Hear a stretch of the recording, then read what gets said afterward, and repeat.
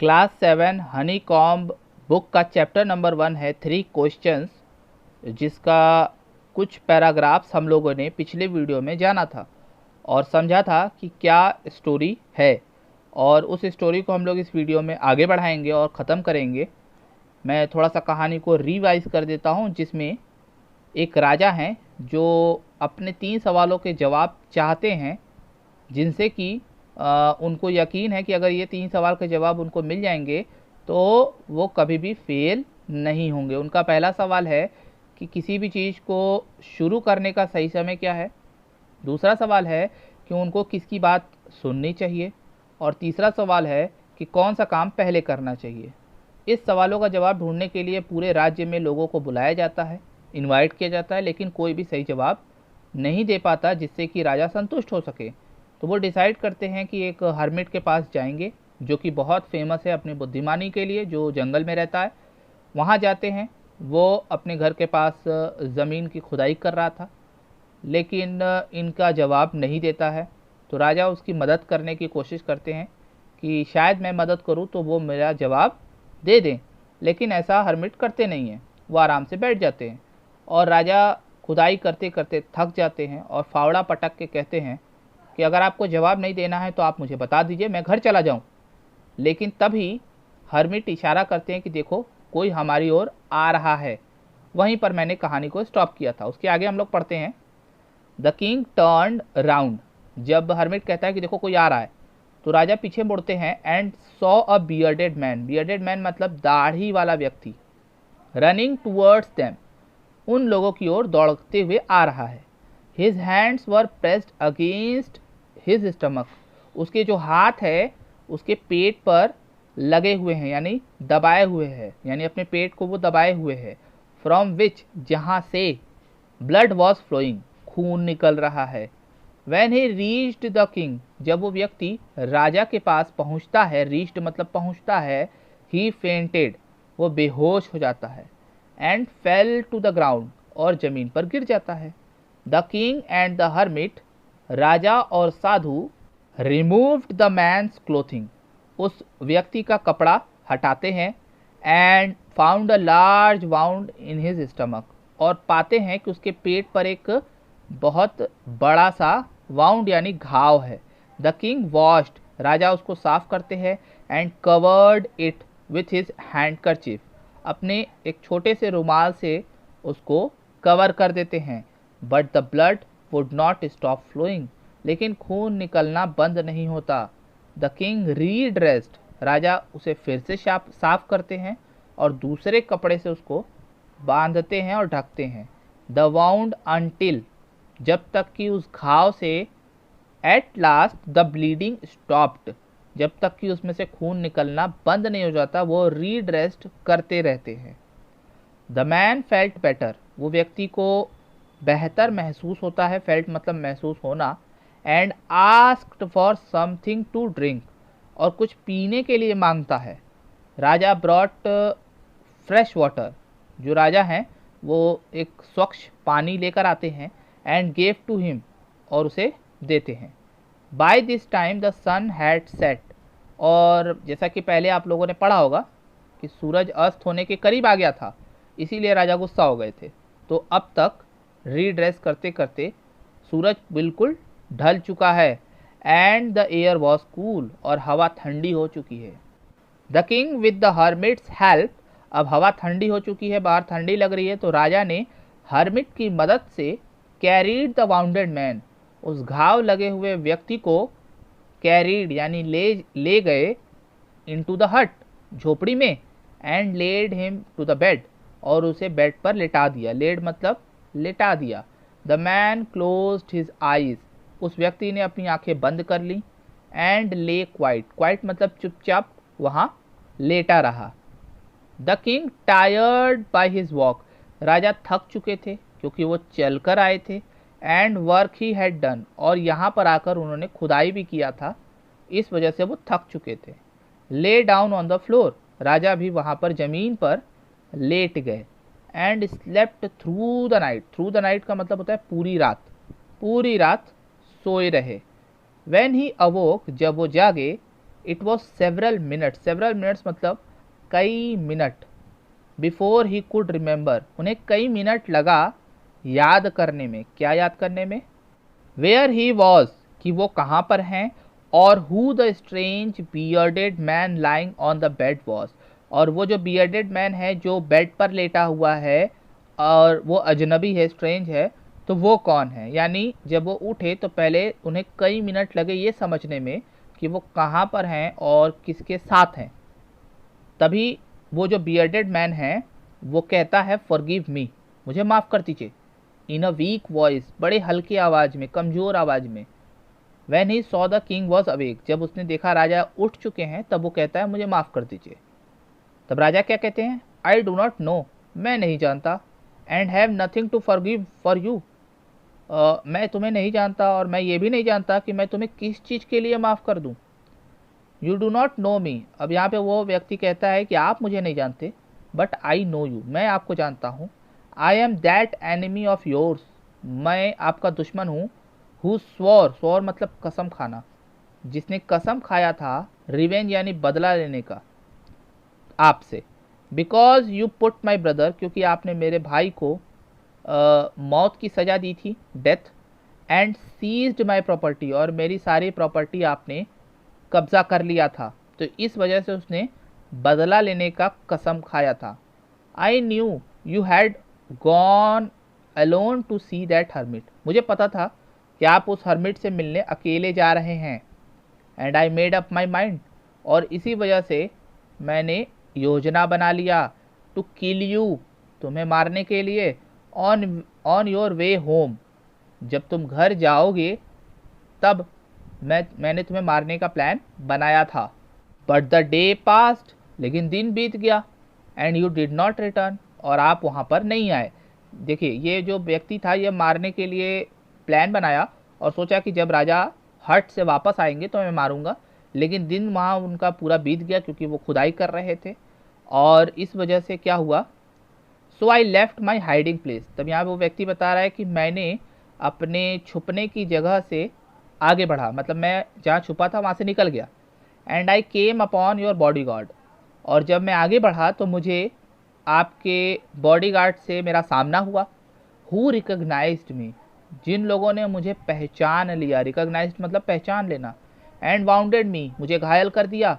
I escaped from him, मैं उन लोगों से बच निकला, एस्केप्ड मतलब बच निकलना। But I should have died, लेकिन मैं मर जाता। If you had not dressed my wound, अगर आप मेरे घाव को मरहम पट्टी नहीं लगाते तो मैं मर जाता। I wish to kill you, मैंने आपको मारने की इच्छा रखी। And you have saved my life, लेकिन आपने तो मेरी जान बचा ली। नाउ इफ़ आई लिव, अगर मैं जिंदा रहता हूँ, आई विल सर्व यू, मैं आपकी सेवा करूँगा। As your most faithful servant, आपके सबसे भरोसेमंद नौकर के रूप में आपकी सेवा करूँगा।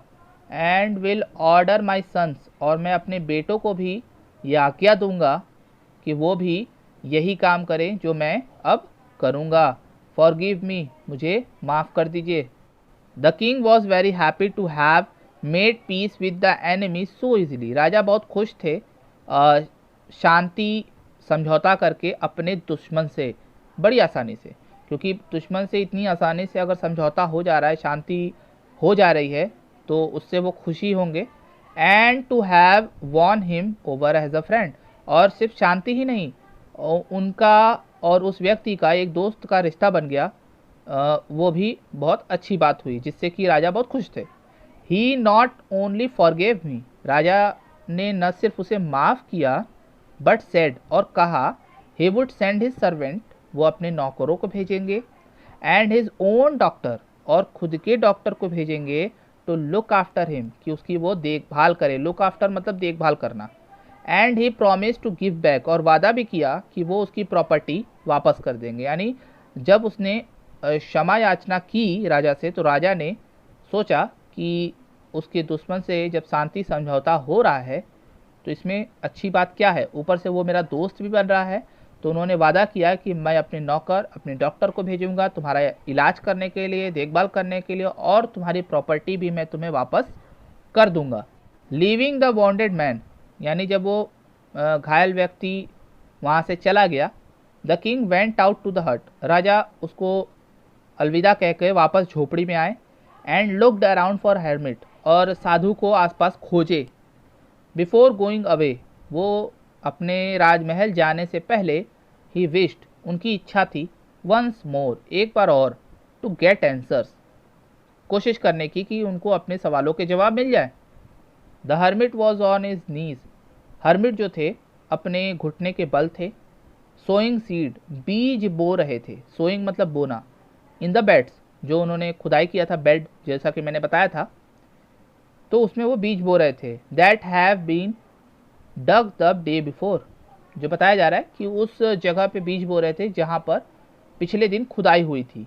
द किंग वेंट अप, राजा उनके पास गए, एंड सेड, कहा, फॉर द लास्ट टाइम, अब ये कह रहे हैं कि मैं आखिरी बार, आई बेग यू, मैं आपसे रिक्वेस्ट कर रहा हूँ, to answer my question, wise man, बुद्धिमान व्यक्ति, आप मेरे सवालों के जवाब दे दीजिए, मैं आखिरी बार आपसे रिक्वेस्ट कर रहा हूँ। You have already been answered, आपको पहले ही जवाब दिया जा चुका है। सेड द हर्मिट, हर्मिट ने ऐसा कहा।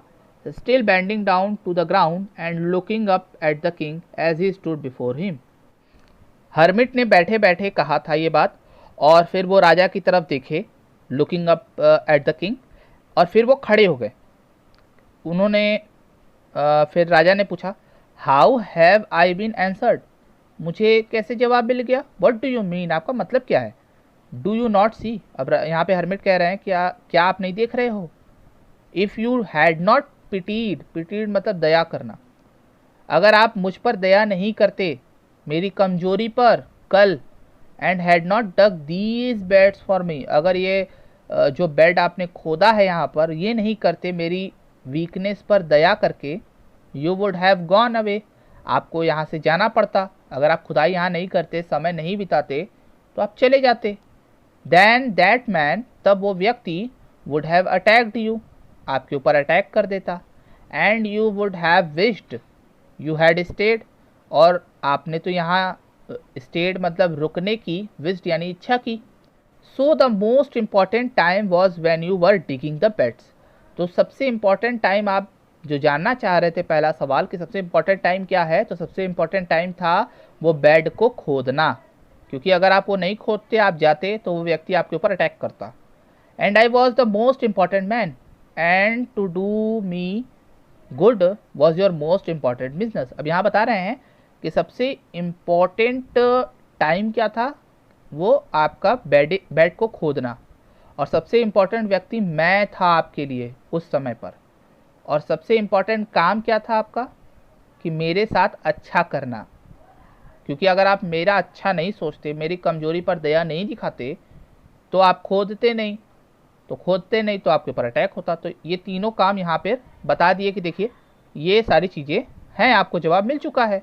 और फिर उसके बाद यहीं नहीं, आफ्टरवर्ड्स, इसके बाद, when the man ran to us, जब वो व्यक्ति हमारे पास आया, the most important time was when you were caring for him, सबसे इम्पॉर्टेंट टाइम क्या था, कि आप उसके ऊपर ख्याल रखे, उस पर दया दिखाए, जैसे कि पहले बताया गया कि आपने मेरे ऊपर दया दिखाया।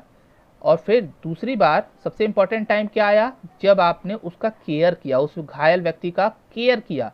Because if you had not dressed, अगर आप उसकी ड्रेसिंग नहीं करते उसके घाव को, ही वुड हैव डाइड, और मर जाता, विदाउट हैविंग मेड पीस, बिना शांति समझौता किए। तो वो सबसे सही समय था उसके ऊपर केयर करने का। So he was the most important man, और उसकी केयर करना ज़रूरी भी था, क्योंकि दुश्मनी ख़त्म हो गई है, तो इसी वजह से वो उस वक्त पर सबसे इम्पॉर्टेंट मैन भी था, जिसकी बात आपको सुननी समझनी चाहिए थी। एंड वॉट यू डिड, जो आपने किया वही सबसे इम्पॉर्टेंट काम भी था। 3 सवाल था ना, सबसे किसी काम को शुरू करने का सबसे सही समय, तो उन्होंने सही समय क्या बताया, केयर करने का, कि उस व्यक्ति का केयर किया। फिर किसकी बात माननी चाहिए, किसकी बात सुननी चाहिए, तो उस व्यक्ति की बात सुननी चाहिए, क्योंकि उस समय वो घायल है। और सबसे ज़रूरी काम कौन सा है, तो सबसे ज़रूरी काम है उसकी जान बचाना, क्योंकि उसकी जान बचाएंगे तो शांति समझौता हो जाएगा, और ये जो इतने समय से दुश्मनी चली आ रही है वो ख़त्म हो जाएगी।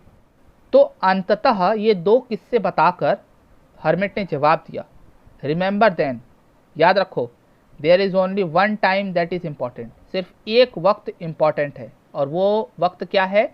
नाउ, अभी। किसी भी काम को करने का सही समय क्या है? अभी।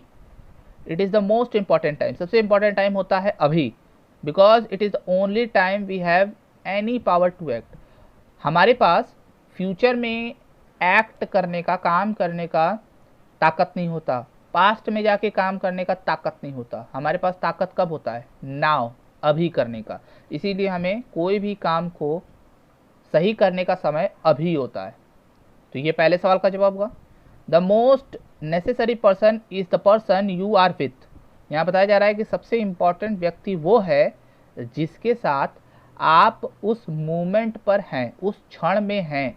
यानी जिस वक्त पर आप जिस व्यक्ति के साथ हैं वही व्यक्ति आपके लिए सबसे इम्पॉर्टेंट है। फॉर नो वन नोस, क्योंकि कोई नहीं जानता what will happen in the future, कि भविष्य में क्या होने वाला है। And whether we will meet anyone else, हम दूसरे से मिलेंगे कि नहीं। क्योंकि अगर आप एक व्यक्ति को डिसाइड करते हो कि मैं इसी की बात सुनूंगा, ज़रूरी नहीं कि वो हमेशा आपके साथ रहे। इसीलिए आपके आसपास जो भी व्यक्ति जिस समय पर है वही व्यक्ति इंपॉर्टेंट है। और आखिरी question, the most important business, सबसे इम्पॉर्टेंट काम क्या है? Is to do that good person good, किसी का भलाई करना। सबसे इम्पॉर्टेंट काम क्या है? किसी का भलाई करना। बिकॉज वी वर सेंट, हम इस दुनिया में आए हैं इसी काम के लिए। For that purpose alone, purpose मतलब होता है उद्देश्य। हम इसी उद्देश्य के साथ आए हैं, इसी एम के साथ आए हैं कि हम लोगों की भलाई करें। तो यही सबसे इम्पॉर्टेंट काम है। तो एट लास्ट राजा को अपने 3 सवालों के जवाब मिल गए।